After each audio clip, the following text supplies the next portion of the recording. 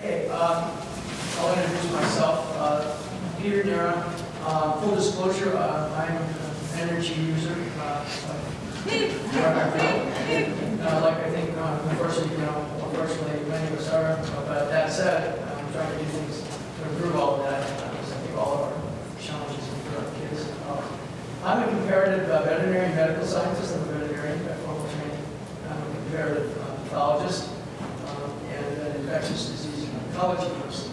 And I used to be formerly at the National Cancer Institute for 15 years, spending your taxpayers' dollars, trying to deal with things like HIV/AIDS and make vaccines against those things and viruses against cancer. So my daytime job for the last 15 years has been president and CEO of a company in Maryland, which spun out of PCI, to further do those kinds of things that we're doing. And so you might say, well, where's your fracking dossier? And my fracking dossier is, like many of us, I think we organically came to this by some various effect, either in our lives or otherwise. And so that's what's happened to me. And I feel obligated to bring some of my scientific experiences to the table. So this is my night job, so to speak. So I'm here to share with you some thoughts on this and be involved as I can in helping guide but I hope it'll be better science and health decisions moving forward. So I'm going to share with you some of my thoughts on that. And we'll walk through some of these discussions. I'm going to talk to you a little bit about what One Health might do to help us out here. Actually, we're in a state where One Health is relatively strong, so we'll talk about that. And we'll talk about the current evidence for impact signal. The national health sort of picture, is it telling us something, and why we should listen, or what we need to know is. And maybe look at Ohio's health picture a little bit. New considerations maybe for protecting health. You heard from the former speaker and others. We thought we had those in place, but they're going backwards, and New Jersey moved inland to Ohio, and so things are going the wrong way. So we need to obviously think about maybe doing some things differently. And then I have a little miscellaneous thing at the end, because I like to freewheel and think about this problem when I'm not sitting in the audience. So it's pretty simple. Let's go, according to Shell.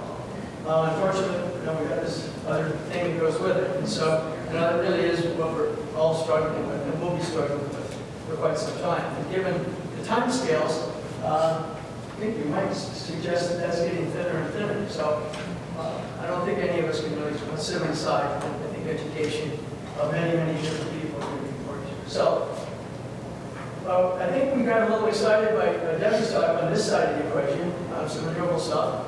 And we certainly would like to get there. We know Mother Nature does some tremendous efficiencies with photosynthesis, and organisms can do tremendous things with efficiently transmitting information and energy into very useful renewable processes. So we have lots to learn about. And I can tell you from the world that I live in, there's some phenomenal stuff coming at the level of bacteria, synthetic bacteria, that will be making these fuels in the near future.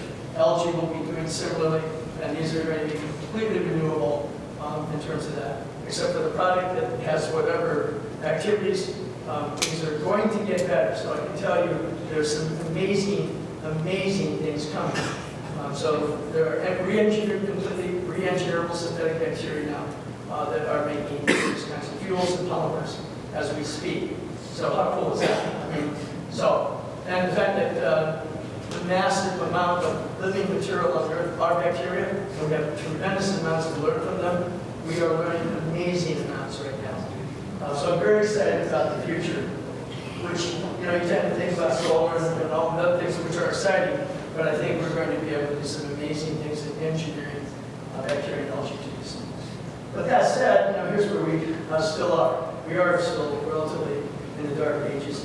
And the question is, above all, no harm in the worst hopefully. So I wanted to talk a little bit about, this is not going to be so simple to sort out, okay? So here we've got our famous body, and we've got all these body parts. And what I really want to throw out to you as we go forward, that we're going to have to be very aware when we set up to do the kinds of studies that haven't really been done. You heard it over and over again. You heard it from Bernie. There is no data. And when I actually looked after I had met Leah a year and a half ago, Seems like years. See what you do there? That's all right. But I was amazed because I could do some very deep searches. And my searches for fracking in health essentially came up with about half of a screen at PubMed. And I said, that can't be. And it just doesn't make sense. And I'll get back to that. But that said, we're going to have a whole series of systems and cells that do lots of different things in the body. And those are going to be very important as to how they behave. And they might be very useful for helping us find out what is actually happening in these studies that we're going to have to design. They have not been designed yet. They're going to have to be designed. They're going to have to be paid for. And we're not probably going to get the federal government to do this for us. So if you hear me, I keep talking about where's the money and where's the money. And it's because we're going to have to do this another way. On the private side, my company no longer depends on any kinds of state and federal dollars. You stay away from venture capital, you have to be very creative to find money. There is money out there. It's a bigger philanthropic amount in the trillions of dollars. We have to get smarter at doing things. So we can talk about that on the side as well. But you're going to have to fund this differently and do this differently and think differently. You can't just sit there and say, go for me, because you don't have time. So this can be done. All of these cells act differently under all of these different conditions, and we'll have to sort that out, and there are people that know how to do that. So we'll have to design that. We have another very interesting surrogate for looking at how this thing will be affecting society, and that is the very young men, of course, and women. Those systems are very sensitive to perturbations, and they are the place to look very early, like other sentinels, sort of like the canary in the cage for the miners. There are ways that we can take advantage of using these things, and we're going to start looking for those very subtle changes. So that said, you know, we're pretty much wide open to contamination by all kinds of routes. They get into all those kinds of cells. So if you think it's just maybe your lungs or maybe your skin, no, it's going to be a systemic outcome, and we're going to have to look at very subtle changes. And of course, it's not as simple as direct material, but these materials are going to integrate themselves into your food and plant material, and so you'll be digesting and ingesting something that you think is actually not there, when in fact you should be fairly high concentration. So if we're not following all of these pieces in the ecosystem, we're going to be completely full. How complicated are these studies? Immensely complicated. They're some of the most complicated studies that you'll ever do. This is epidemiology on steroids. This is going to require some very complex team, very expensive team. This won't be done with an occasional study here or there, looking at a few people. It's going to have to be put together in a complex set of teams. And those teams actually are starting to form. So it's almost as though this group, well, I'm proud to say I'm one of the members, founding members really one of this group, is this One Health Initiative. And it goes back actually quite a ways. So we consider at least recently before the BC and Ursel, they realized the power of putting together physicians, humans and animal, and understanding that interaction between veterinarians and physicians. And so it's been thought of way before. It just wasn't always used. And veterinary medicine and human medicine sort of separated what their individual ways for quite some time. But guess what? Thanks to a number of people, particularly at the California St. Davis College Spa very early in '84, started to say, hey, this is crazy. We've got complex problems. We need to be working together. We see swine influenza, bird influenza, and it goes to human, blah, blah, blah. We've got many examples of where these systems are completely talking to one another. So the good news is that that has actually been done in a very formal way. I have appointments, adjunct appointments in medical school, college of medicine, and so on. We've exchanged all of these formal relationships between the two professions. And that's really exciting.